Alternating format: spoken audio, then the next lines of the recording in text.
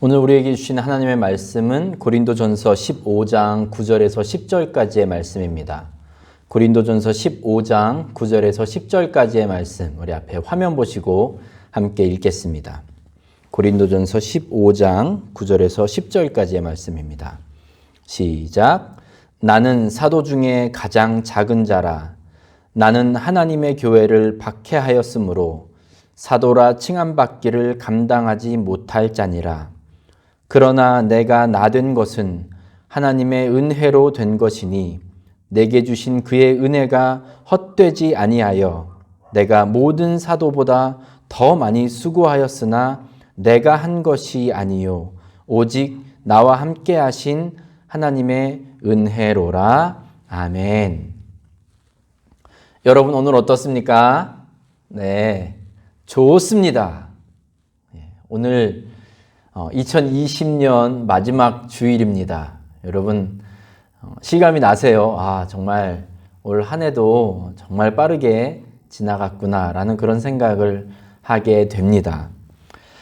오늘 말씀에 앞서 제가 광고 두 가지만 좀 드리도록 하겠습니다. 하나는 이제 목요일 날 송구영신 예배를 드릴 텐데 저희가 이번에도 상황상 온라인으로 예배를 드리려고 합니다. 그때 여러분 각자 우리 성도들을 향해 또 교회를 향해 그리고 하나님을 향해 2020년을 마무리하고 2021년을 새로 맞이하는 그런 여러분의 소감 또 느낌 이런 것들을 또 다짐 이런 것들을 여러분이 좀 글로 적어서 저에게 보내주시면 제가 그걸 또 영상으로 작업해서 우리 송구영신 예배 때 포함을 시키도록 하겠습니다. 중요한 것은 분량입니다. 너무 많이 쓰시면 한두 끝도 없이 길어지니까 좀 제한을 둘 텐데 제가 광고를 드렸듯이 개인당 레러지 편지지 한 반 정도로 맥시멈으로 최대한 그렇게 제한을 드리도록 하겠습니다. 그거보다 적은 거는 상관없습니다. 최대한 빨리 저에게 메시지를 보내주시면 제가 영상 작업을 하는데 도움이 되겠습니다. 그리고 이제 이건 당장 하실 건 아닌데 여러분 이제 2021년도를 이제 맞이하면서 각자 개인이라든지 가정이라든지 또 여러분 좀 가지고 계시는 기도 제목들 그것들을 여러분 좀 정리를 해서 저에게 보내주시면 제가 2021년도에 제가 기도 제목들을 놓고 여러분 위해서 기도할 수 있겠습니다. 그래서 그건 당장 당장 보내지는 않으셔도 되는데 그것도 1월 중에 보내주시면 제가 여러분 위해서 기도하는데 많은 도움이 되겠습니다. 우리가 보통 이제 한 해 마지막 주 오늘같이 이렇게 마지막 주일을 보낼 때 아마 많은 교회에서 이 한 해를 돌아보면서 하나님의 은혜가 얼마나 크고 놀라웠는지 아마 그런 선포하는 설교가 많을 것입니다. 그래서 우리 교회도 빠지면 안 되겠지요. 좋은 일에 빠질 수가 있겠습니까? 그래서 우리 교회도 오늘 2020년 마지막 주일 예배 말씀을 전하면서 제가 오늘 주제로 하나님의 은혜에 대해서 함께 말씀을 나누도록 하겠습니다. 은혜라는 단어는 교회 생활하면서 여러분 정말 많이 쓰이는 그리고 아주 자주 쓰이는 단어 중에 하나일 것입니다. 오죽하면 사람 이름에도 이 은혜라는 이름이 많이 있지요. 어느 교회를 가도 은혜 또는 지혜와 같은 그런 이름을 가진 분이 있게 마련입니다. 어느 교회 가면 한 명이 있는 게 아니라 몇 명이 있어서 은혜 A, B 이런 식으로 구분을 짓기도 합니다. 안타깝게도 우리 교회에는 아직 은혜라는 이름을 가진 분이 없습니다. 제가 전에도 한번 말씀드렸지만 2021년도에는 우리 교회에 꼭 은혜라는 이름을 가진 분을 제가 우리 교회에서 만날 수 있기를 바랍니다. 여러분 은혜라는 분을 전도하시기 바랍니다. 우리가 은혜라는 단어 이름 빼고 이제 은혜라는 그 단어를 사용할 때 그거 하나만 띄워놓고 쓰는 경우는 그렇게 많지 않습니다. 보통 교회 안에서 은혜를 사용할 때는 은혜 받았다라는 그런 표현을 주로 많이 쓰죠. 우리가 언제 이 은혜 받았다라는 표현을 많이 쓰는지를 한번 생각해 보면 보통 여러분 설교 끝나고 설교자에게 여러분께 가셔서 목사님 오늘 말씀에 많은 은혜 받았습니다 라고 그렇게 많이들 말씀하십니다. 또 오늘 예배가 너무 은혜로웠습니다 라는 표현도 많이 쓰죠. 오늘 설교가 너무 은혜로웠습니다. 오늘 설교 은혜 많이 받았습니다 라는 그런 말을 설교자가 들었을 때 여러분 어떻게 생각하세요? 설교자가 그런 얘기를 들으면 기분이 좋을까요? 아니면 좋을까요? 네, 거의 다 좋지 않을까 싶습니다. 설교 끝나고 성도님들이 이렇게 와서 목사님 오늘 설교가 너무 은혜로웠습니다. 은혜 많이 받았습니다. 라고 말을 들었을 때 사실 설교자로서 기분이 좋으면 좋았지. 그 얘기 들었다고 언짢고 불쾌하고 아마 그런 경우는 거의 없을 것입니다. 아마 여러분도 설교가 은혜롭습니다. 설교에 은혜 많이 받았습니다. 이런 표현 분명히 쓰신 적 많을 거예요. 그렇죠? 그런데 여러분 설교에 은혜 받았습니다. 설교가 너무 은혜로웠습니다. 라는 그런 표현을 쓰실 때 여러분 어떤 의미를 그 안에 담아서 쓰시는지 제가 한번 여쭤보고 싶습니다. 여러분이 어느 목사님이나 저에게나 목사님 오늘 설교가 너무 은혜로웠습니다 라고 말씀하실 때 그 안에 담긴 의미는 무엇입니까? 아마 보통 오늘 설교에 대해서 내가 공감이 되었다. 또는 나에게 꼭 필요한 설교였다. 또는 정말 나에게 와닿는 말씀이었다. 이런 식의 의미가 아닐까 그렇게 생각을 해봅니다. 그럼 이제 생각을 조금 다른 관점에서 해보겠습니다. 여러분이 이제 어떤 상황 가운데 있습니다. 그런데 그 상황이 내가 너무나도 위로가 필요한 상황이에요. 그때 그 주일날 목사님을 통해서 들은 설교 내용이 하나님께서 여러분의 참된 위로가 되십니다. 힘이 되십니다. 소망 되십니다. 라는 그런 주제의 말씀을 들었다고 생각해 보세요. 여러분 그 설교의 은혜를 받으실 거예요. 그렇죠? 또는 여러분 그 상황이 우리에게 좀 담대함이 필요한 상황이고 용기가 필요한 상황이다. 그런 상황에 우리가 처해 있는데 그 주일 설교가 여러분 주님께서 여러분과 함께 하십니다. 라는 그런 내용의 설교였다면 여러분 그 설교 듣고 은혜를 받으시겠습니까? 아마 그럴 겁니다. 또는 우리 마음속에 정말 생각하고 고민하는 바가 있는데 그 설교를 통해서 목사님이 그 부분을 아주 건드려 주었다면 그 설교를 듣고도 우리가 은혜 받았습니다. 설교가 너무 은혜롭습니다. 라고 그렇게 말을 할 겁니다. 그러니까 보통 그래요. 우리가 듣고 싶은 내용 또는 내가 동의하는 내용 또는 내가 이제 간지러웠던 부분을 시원하게 긁어주는 그런 설교에 대해서 우리는 보통 설교에 은혜 많이 받았습니다. 설교가 은혜롭습니다. 라고 말을 보통 합니다.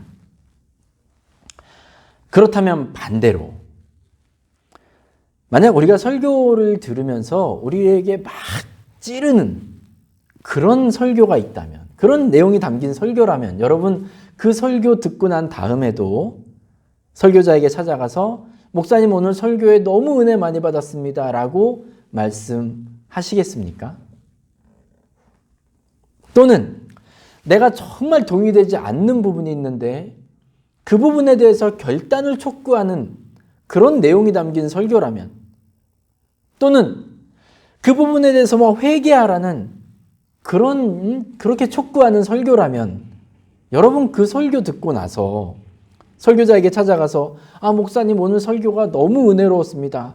저에게 큰 은혜 되었습니다. 라고 여러분 그렇게 말씀하십니까?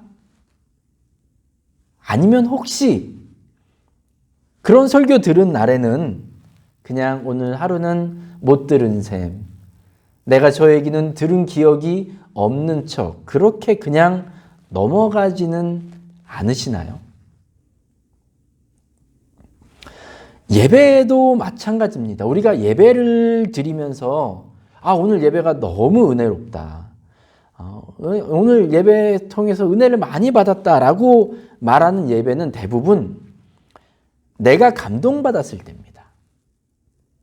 내가 원하는 분위기와 내가 좋아하는 찬송과 내가 선호하는 기도 스타일과 말씀의 주제와 이런 것들이 조합된 그런 예배에 대해서 우리는 오늘 예배가 너무 은혜롭다라고 말하는 경우가 많습니다. 그러니까 어찌 보면 이미 우리 안에 이건 이래야 되고 저건 저래야 되고 라는 그런 어떤 기준들이 우리 안에 다 있는 거예요. 그래서 그 기준에 딱 맞는 예배일 경우에 그 예배를 가리켜 우리는 은혜로운 예배다. 나에게 은혜를 주는 예배다 라고 그렇게 말하는 때가 많이 있습니다. 만약 그 기준에 맞는 예배가 아니라면, 그 기준에 미치는 요소들이 없는 예배라면 우리는 그냥 너무나도 담대하게, 그리고 아무렇지도 않게 오늘 예배 별로였다. 오늘 예배 전혀 은혜가 안 됐다. 라고 그렇게 말하는 때가 우리에게 있습니다. 그러니까 설교도 그렇고요. 예배도 그렇고요. 내 마음에 드는 것, 내 안에 가지고 있는 기준, 그것에 맞는 예배와 설교가 은혜로운 것이고 또는 은혜롭지 않은 것이고, 이렇게 우리가 그것을 결정하는 결정권자가 되는 경우가 참 많이 있습니다. 여러분 동의하십니까? 성경에서도 은혜에 대해서 언급을 많이 하고 있죠. 그럼 성경에서는 과연 어떤 차원에서 은혜라는 것을 말하고 있는지 한번 알아보겠습니다. 구약 성경에 보시면 은혜라는 뜻으로 사용되고 있는 단어가 헨 또는 헤세드입니다. 그리고 신약 성경에는 카리스라는 단어가 은혜라는 뜻으로 주로 사용되는 단어들입니다. 헨, 헤세드, 카리스 모두 공통적인 그런 의미가 있는데, 그것은 하나님께서 일방적으로 자격이 없는 대상에게 값없이 베풀어 주시는 선물 또는 행위를 가리킵니다. 하나님께서 일방적으로 자격이 전혀 없는 대상에게 값없이 베풀어 주시는 선물 또는 행위, 이것이 바로 성경에서 공통적으로 말하고 있는 은혜의 개념입니다. 일단 하나님께서 저와 여러분에게 값없이 베풀어 주신 은혜라면, 선물이라면 제일 먼저 예수 그리스도를 통해서 우리에게 새 생명 주시고 우리를 구원해 주신 그것이 바로 여기에 가장 먼저 포함되는 것입니다. 그리고 또 우리에게 허락하신, 우리에게 값없이 주신 여러 가지 것들, 우리의 생명부터 시작해서요. 우리에게 주신 이 천지 만물들, 우리의 가정, 아주 작은 것까지 포함해서 모든 것들이 다 여기에 포함이 됩니다.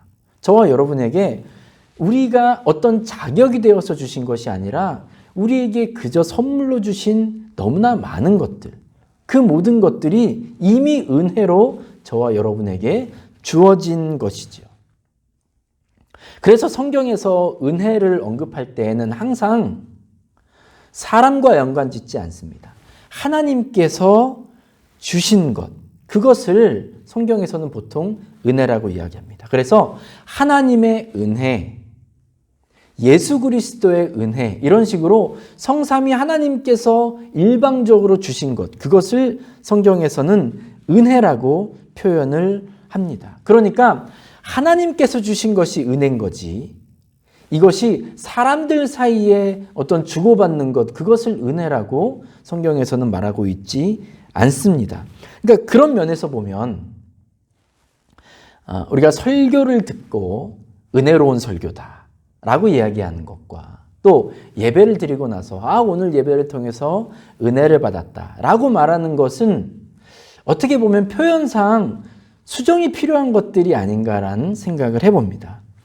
그래서 굳이 우리가 좀 표현을 바꿔보자면, 우리가 보통 오늘 목사님 설교 은혜 많이 받았습니다 라는 뉘앙스는 목사가, 설교자가 은혜를 끼쳤다라는 그런 뉘앙스로도 해석이 될 수 있기 때문에 이걸 좀 바꿔보면, 오늘 하나님의 은혜가 목사님의 설교를 통해서 저에게 임했습니다 라는 표현이 조금 더 성경적인 은혜를 표현하는 그런 방식일 겁니다. 또는 예배도 마찬가지입니다.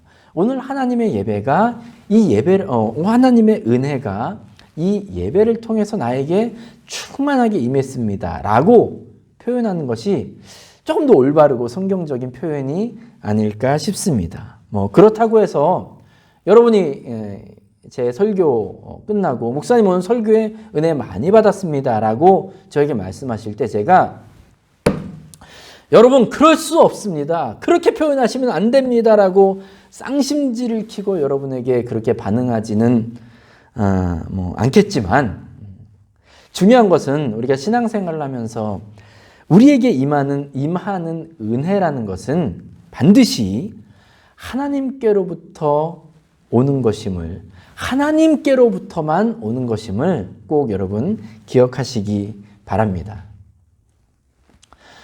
오늘 사도 바울이 이제 고린도 교회에 편지 쓴 내용이 우리의 본문인데, 사도 바울은 성경에 등장하는 그 어떠한 인물들보다도 하나님의 은혜에 대해서 언급을 많이 한 사람입니다. 그가 이제 은혜를 언급할 때마다 반복해서 강조하고 있는 것이 있는데, 그것은 모든 은혜가 하나님께로부터, 예수님께로부터, 성령님께로부터 왔다는 것을 강조하고 있다는 것입니다.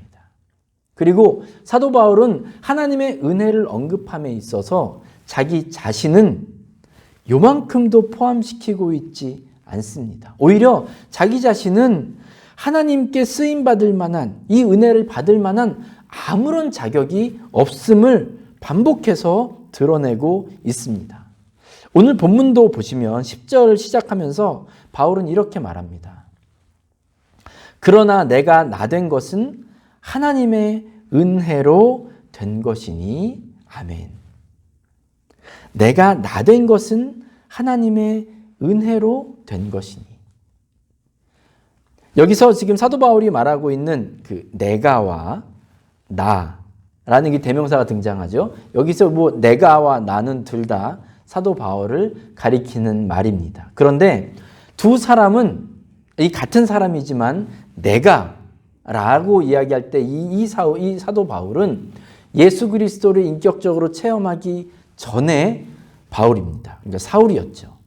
그리고 나된 것 할 때 나는 하나님께 지금 쓰임받고 있는, 하나님의 일꾼으로 쓰임받고 있는 사도 바울을 가리킵니다. 그러니까 같은 사람이긴 하지만 이 두 사람, 이 내가와 나 사이에는 굉장히 큰 차이가 있습니다. 이 내가 옛날 예수 그리스도를 만나기 전에 그 사도 바울은 교만으로 가득한 자요, 하나님의 교회를 핍박하던 사람이었습니다. 사도 바울은 이 당시 자기 자신에 대해서 디모데전서 1장 14절에서 이렇게 표현합니다. 내가 전에는 비방자요, 박해자요, 폭행자였다라고 자신을 소개하고 있습니다. 그랬던 사람이 이제 예수 그리스도의 복음을 전하고 하나님의 구원을 만방에 선포하는 그런 사람이 되었죠. 이 놀라운 변화에 대해서 사도 바울은 이렇게 고백합니다. 오직 하나님의 은혜로만 이 일이 이루어졌다고 말입니다.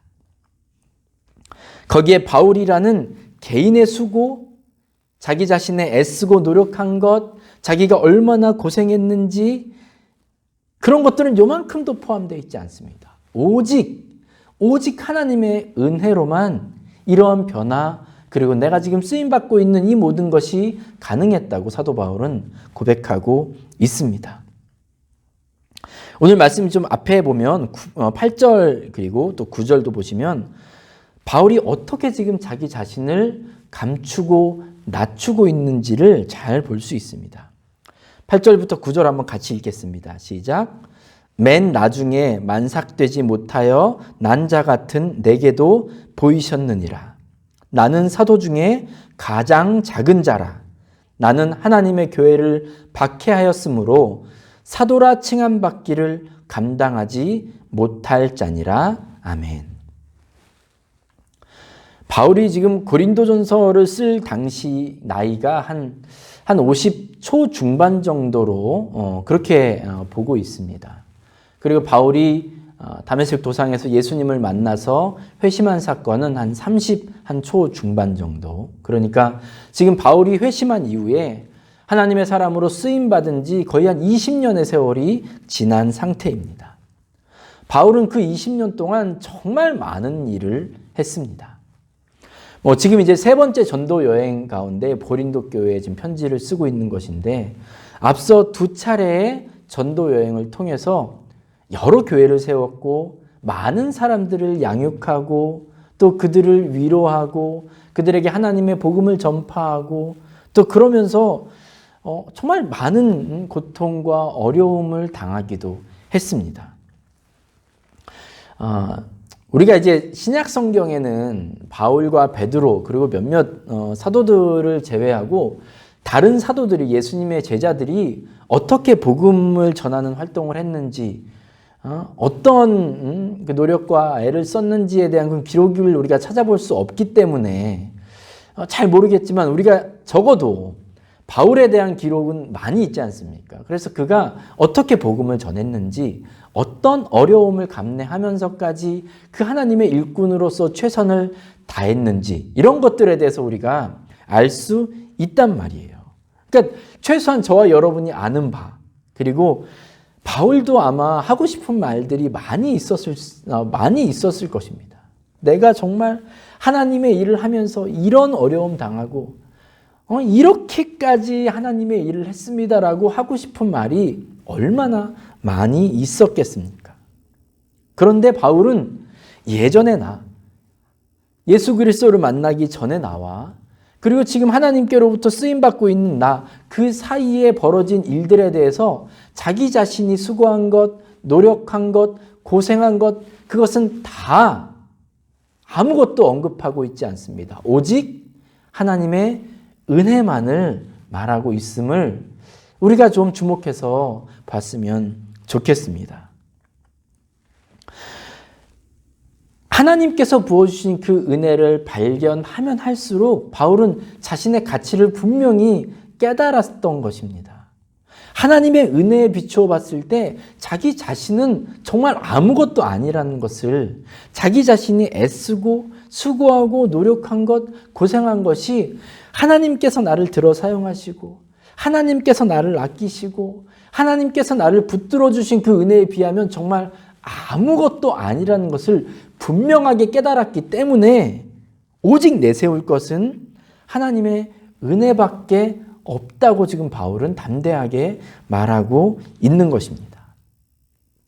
사랑하는 여러분, 이처럼 우리의 삶 가운데에도 고생한 것도 많이 있고 애쓰고 수고한 것도 많이 있겠지만 오직 하나님의 은혜만을 드러낼 수 있기를 간절히 축복합니다. 하나님의 은혜를 분명히 깨달아 알면 알수록 그만큼 비례해서 나의 몫은 점점 작아지게 돼 있는 것입니다. 10절 중간 보시면요, 내게 주신 그의 은혜가 헛되지 아니하여 라고 말씀하고 있습니다. 내게 주신 그의 은혜가 헛되지 아니하여. 저는 이제 이 부분을 묵상하면서 물론 당연히 하나님의 말씀은 하나님의 은혜는 헛된 것이 아니죠. 늘 우리에게 부어주신 바 되고 우리에게 계속해서 허락되는 것이지만 우리가 그 은혜를 받는 우리가 하나님의 은혜를 헛된 것으로 만들고 있지는 않나라는 그런 생각을 해보았습니다. 하나님의 은혜를 막 엉터리로 해석하고요. 내 멋대로 그것을 재단하고 이용하는 때가 있지 않나 그런 생각을 해보았습니다. 앞에서도 잠깐 말씀드렸지만 우리가 종종 하나님의 은혜를 말하면서 자꾸 거기에 내 공로와 내 수고와 내 노력과 고생과 이런 것들을 자꾸 곁들이려고 합니다. 특히 이렇게 이제 한 해를 우리가 마무리하는 시점에 우리가 이제 한 해를 돌아보면서 그리고 우리 교회의 한 해를 또 뒤돌아보면서 여러분이 차지하는 지분이 얼마나 된다고 생각하시나요, 여러분? 아마 대놓고 내가 이 정도 했으니까 이렇게 된 거고 내가 또 저 정도 했으니까 이렇게 가능한 거 아니겠어라고 우리가 대놓고는 이야기하지 않지만 우리가 이렇게 게둘러서 얘기하는 경우가 참 많이 있단 말입니다. 은근히 나를 드러내려고 하고 나의 수고와 나의 노력을 드러내려고 하는 경우가 여러분 우리 참 많이 있다는 것이 얼마나 부끄러운지 모릅니다. 사랑하는 여러분, 이러한 어리석음이, 이러한 부끄러운 일이 저와 여러분에게 없기를, 그리고 우리 교회에 없기를 간절히 바랍니다. 우리의 공로와 우리의 수고를 빼는 만큼, 그거를 자꾸 생각하지 않는 만큼 우리는 더 큰 하나님의 은혜를 깨닫게 될 것이고 고백할 수 있게 됨을 여러분 기억하시기 바랍니다. 또 우리가 이 하나님의 은혜를 말하면서 실수하는 것 중에 하나 있는데 자꾸 그 하나님의 은혜를 어떤 결과와 상황을 이제 비추어서 계산하는 방식으로 우리가 그 은혜를 받는 그런 모습이 우리에게 있다는 것입니다. 하나님께서 문제를 해결해 주시면 그게 하나님의 은혜예요. 내가 기대하는 대로 하나님께서 일해 주셨다면 그것이 은혜입니다. 만약에 그렇지 않으면 이게 하나님이 나에게 은혜 주신 게 맞나? 하나님이 나와 함께 하시는 게 맞나라는 그런 이상한 계산법이 우리에게 있다는 것이지요. 내 기준에 따라서 하나님의 은혜의 유무를 결정하고 속단하는 것은 여러분 사단이 정말 좋아하는 그런 접근 방식입니다. 여러분 혹시 마징가 제트 아시죠? 네. 그리고 로버트 태권브이도 잘 아실 겁니다. 마징가 제트는 일본에서 만들어진 애니메이션이고 그리고 로버트 태권브이는 한국에서 만들어진 애니메이션입니다. 그런데 여러분 마징가 제트와 로버트 태권브이가 싸우면 누가 이길까요? 이제 한국과 일본 이거 빼시고 마징가 제트와 로버트 태권브이가 1대1로 딱 싸우면 누가 이길 것 같으세요?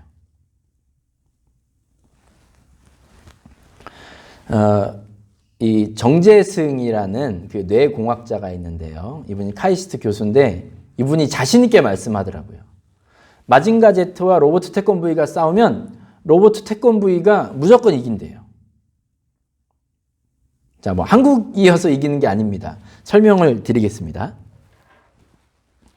마징가 제트는요, 이게 마징가 제트인데, 이 쇠돌이라는 그 주인공이 한국 이름인데, 쇠돌이가 이제 조종을 합니다. 그런데 이게 비행선을 타고 이렇게 올라가서 머리에 부분에 이렇게 합체를 합니다.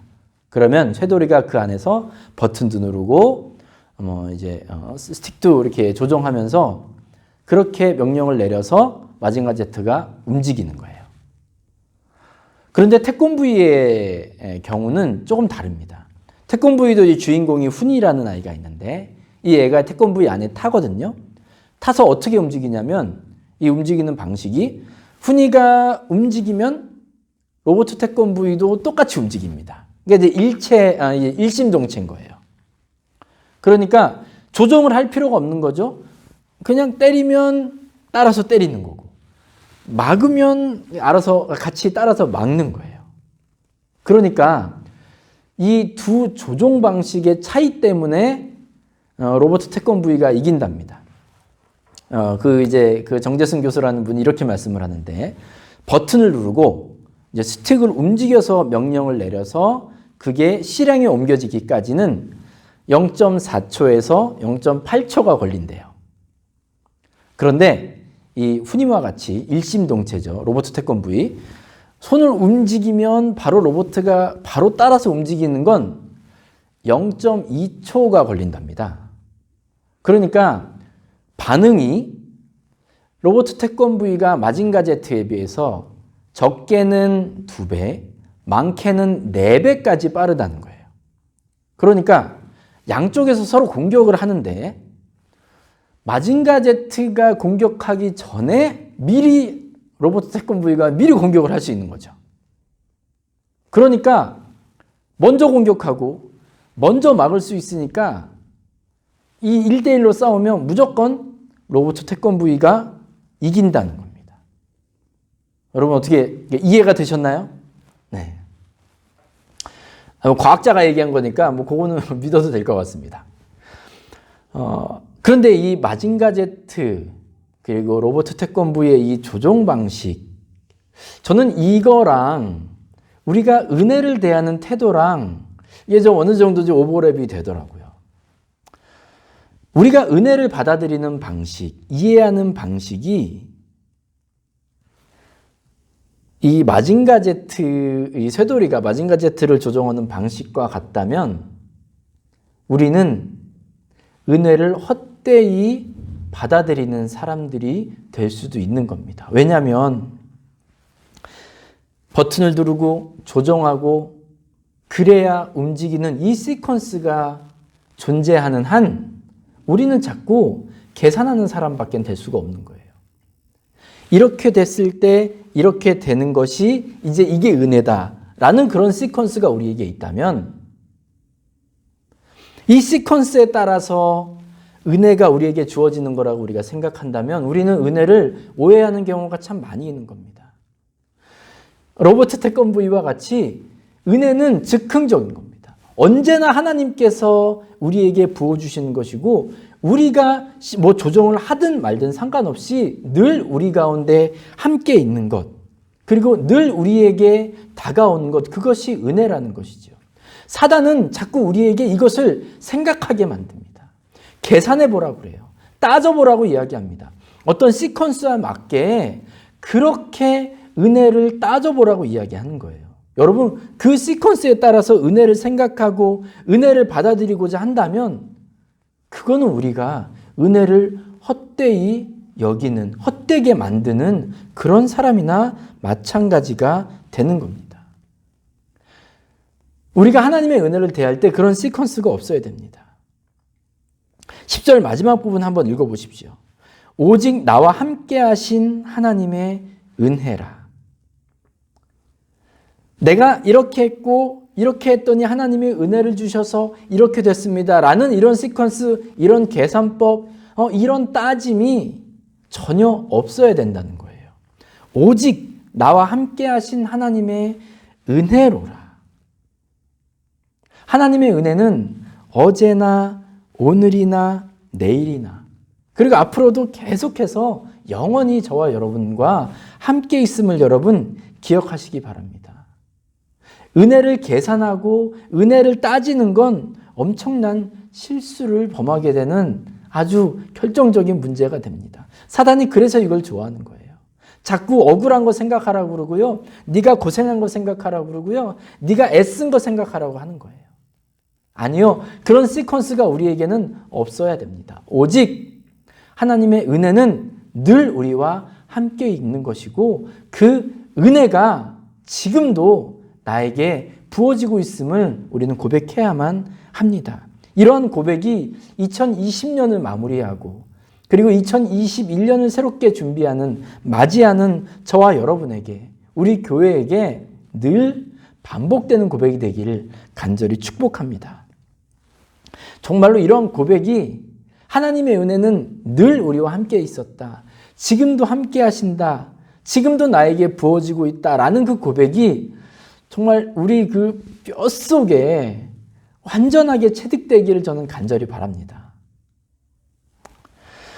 오늘 우리가 아직 결단의 찬양을 부를 곡이 하나님의 은혜라는 곡인데, 제가 이제 이 결단의 찬양 준비하면서 이제 여러 버전의 곡들을 들어봤습니다.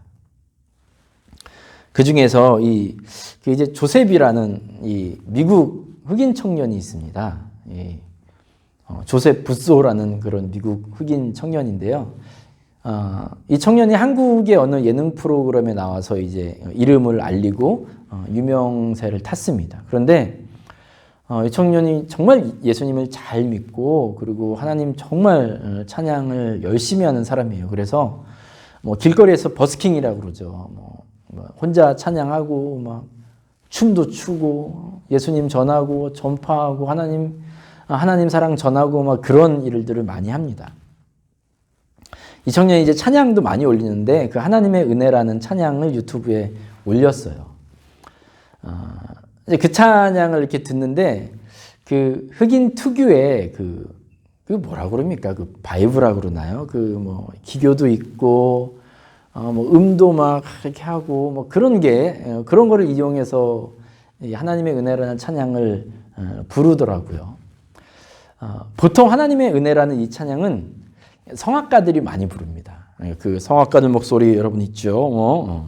그런 식으로 막 하면서 이제 부르는데 우리가 저는 보통 그렇습니다. 어떤 사람이 찬양을 부를 때 자꾸 그게 기교를 부리고 뭐 멋을 부리고 이러면 그냥 괜히 눈살이 찌푸려져요. 저 참 건방지게 노래한다고 하나님 찬양을 어떻게 왜 저렇게 하냐 이렇게 좀 그런 게 있는데 이 조셉이라는 청년이 하나님의 은혜라는 찬양을 부르는데 똑같이 어떻게 보면 기교도 부리고 뭐 이거저거를 하는데도 그게 전혀 바더가 안 되는 거예요. 오히려 그 안에서 막 그 중심에서 나오는 게 막 느껴지는 거예요. 이게 흑인 특유의 그런 거 있지 않습니까? 어떤 느낌이냐면 막 내가 멋부리려고 하고 내가 여기에 뭔가를 막 자랑하려고 하고 그런 느낌이 아니라 그냥 그 안에 체득되어 있는 그 하나님을 찬양하는 방식이 그냥 그렇게 자연스럽게 나오는 느낌이 드는 거예요. 그래서 멋을 부리고 기교를 부리는데도 하나도 그게 방해가 안 되더라고요. 오히려 그 찬양 자체가 너무 은혜로웠음을 느꼈습니다. 하나님의 은혜를 대하는 방식이 우리가 하나님의 은혜를 대할 때 좀 이렇게 우리 안에 완전히 체득된 방식으로 대했으면 좋겠습니다. 계산할 필요가 하나도 없는 거예요. 따져볼 필요가 하나도 없는 거예요. 사도 바울의 고백과 같이 그 옛날 부족하고 죄 많고 교만하고 악한 나였지만 이제 내가 하나님께 크게 쓰임받고 많은 일을 감당할지라도 그 모든 것이 하나님의 은혜다라고 그렇게 고백할 수 있는 건 사도 바울 안에 하나님의 은혜가 완전히 체득되어 있기 때문에 가능한 것이지요. 하나님의 은혜는 늘 우리에게 끊임없이 부어지고 있고 지금도 나에게 넘치도록 채워지고 있음을 영적으로 바라볼 수 있는 믿음이 있기 때문에 사도 바울은 오직 하나님의 은혜라고 그렇게 고백할 수 있는 것입니다. 사랑하는 우리 중앙교회 성도 여러분, 이렇게 하나님의 은혜에 대해서 우리 안에 막 깊숙이 체득되어 있기를 간절히 축복합니다. 저와 여러분에게 부어주시는 하나님의 은혜는 상황과 상관없이 결과와 상관없이 우리의 노력과 애씀과 수고와 아무런 상관없이 지금도 저와 여러분에게 충만하게 넘치도록 부어지고 있음을 여러분 믿으시기 바랍니다. 그런 면에서 볼 때 우리가 하나님의 은혜를 찬양하고 하나님의 은혜를 기억하는 것은 꼭 연말에 국한될 필요가 없는 것 같습니다. 매일매일 연초, 사순절, 부활절, 성령 강림절 아무 때나 하나님의 은혜를 날마다 노래하고 날마다 찬양하고 날마다 고백할 수 있는 우리 중앙교회 성도님들 다 되시길 주님의 이름으로 축복합니다. 우리가 하나님의 은혜를 헛되이 만드는 사람들 되지 않기를 바랍니다. 늘 하나님의 은혜와 함께 하시며 하나님의 은혜밖에 없음을 고백할 수 있는 저와 여러분들 다 되시길 주님의 이름으로 축복합니다. 아멘. 기도하겠습니다. 아버지 하나님 감사합니다. 오늘도 우리에게 사도 바울의 고백을 통하여서 나의 나 된 것이 오직 하나님의 은혜라는 그런 믿음의 고백을 할 수 있는 저희 모두가 되게 하여 주시옵소서. 하나님의 은혜를 돌아볼 때에 생각할 때에 주님 따지지도 말게 하시고 계산하지 않는 저희들이 되게 하여 주시옵소서. 늘 우리와 함께 하시고 우리에게 지금도 한없이 부어주시는 그 주님의 은혜를 깨달을 수 있는 믿음, 영적인 눈을 우리 모두에게 허락하여 주시옵소서. 아버지 하나님, 2020년을 잘 마무리하게 하신 것 감사하고 2021년도에도 더 큰 하나님의 은혜 가운데 거하는 우리 중앙교회가 되도록 주님 은혜 베풀어 주시옵소서. 감사함이 예수님의 이름으로 기도드렸습니다. 아멘.